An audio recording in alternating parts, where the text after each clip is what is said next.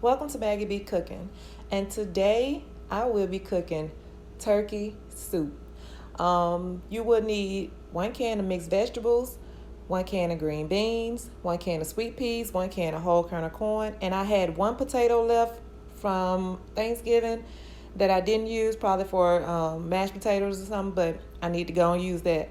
And here's the culprits of seasoning that we will be using: garlic powder, black pepper, seasoned salt, garlic paste, regular house salt, and complete seasoning.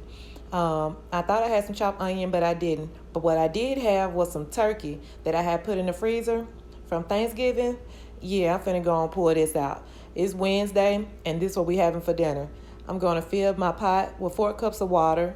The turkey, I think, is like the back piece, and I think I had maybe a couple thigh pieces, but I just put it all in the pot. And the seasoning that I had from that turkey, I put with 4 cups of water, and I let the turkey make its own broth. I'm not adding any chicken broth or any bouillon cubes or anything like that. If you have it, you can add it. But here I took that one potato, diced it up, and you see it makes quite a bit. It was a pretty big potato. And once it started boiling good, then I added all those seasonings. The turkey still had seasoning, so I didn't need that much, but I'm just really seasoning my water. And see, I had roasted garlic paste. Man, it was so good. And what I did was, I didn't have any tomatoes, like stewed tomatoes or crushed tomatoes, but I did have 2 cans of Rotel, mild, not hot or anything, but the mild, and I just want the tomatoes really, but the seasoning always helps. I didn't drain my vegetables because I wanted a pot full of soup, and so at the bottom, when I started, it was like its own broth. It had the turkey and the potatoes. The potatoes was not all the way done. It was halfway done.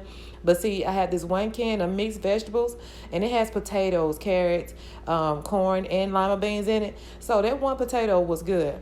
And then, just like I said, I add the 2 cans of Rotel. Now look how pretty that looks. Oh my goodness. And you talking about flavor.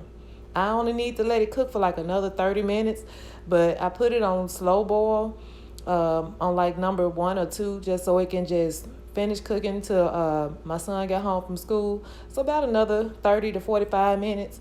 Everything in it was pretty much done. Oh, and the mixed vegetables also had like celery in it. So all that flavor was just hidden. It smelled like Thanksgiving all over again.